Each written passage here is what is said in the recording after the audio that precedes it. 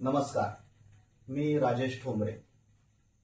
गेली अनेक वर्ष सापापासून माणसाला आणि माणसापासून सापाला वाचवण्याचं काम आम्ही करतोय।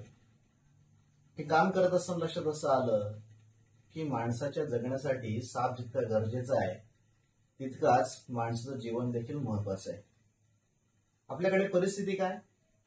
दरवर्षी भारतामध्ये 2,50,000 लोकांना सर्पदंश होतात आणि यामध्ये किमान 60,000 लोक मृत्युमुखी पडतात। हा आकडा कोणता आहे?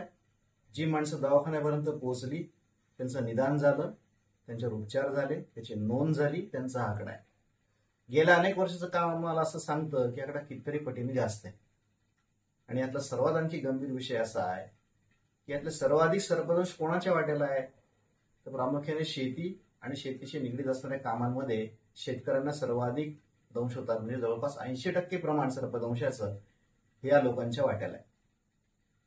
आपल्याला थांबवता येतं का? याच्यामध्ये काय करता येतं? संघर्षापेक्षा सहभाग महत्वाचा मानून आम्ही काम सुरू केलं आणि आम्ही त्रिसूत्री ठरवली।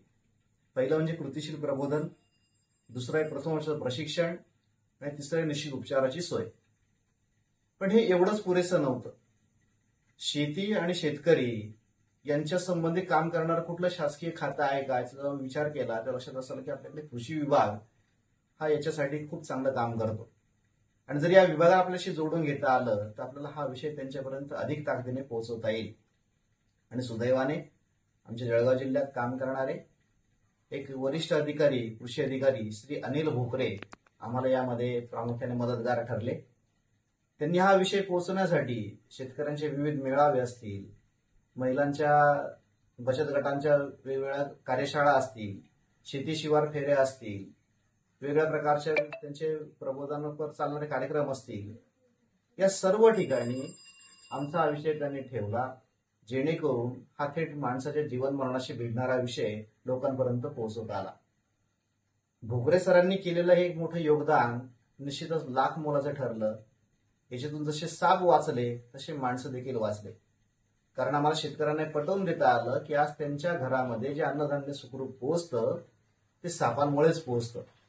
कारण या अन्नधान्याचं नुकसान करणारे उंदीर आहेत आणि उंदरावर उपजीविक करणारे साप आहेत, म्हणून साप त्या ठिकाणी अत्यंत महत्वाचं आहे। आम्हाला त्यांना पटवून देता आलं।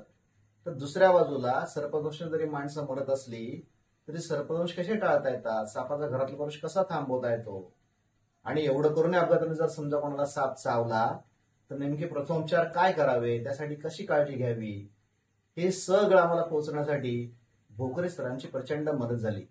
नुसतं जिल्हाभरच नव्हे तर संबंध राज्यभर कृषी विभागाच्या माध्यमातून त्यांनी हा विषय लोकांपर्यंत पोहोचवला। मला असं वाटतं की खूप मोठी यातलं त्यांचं योगदान आहे।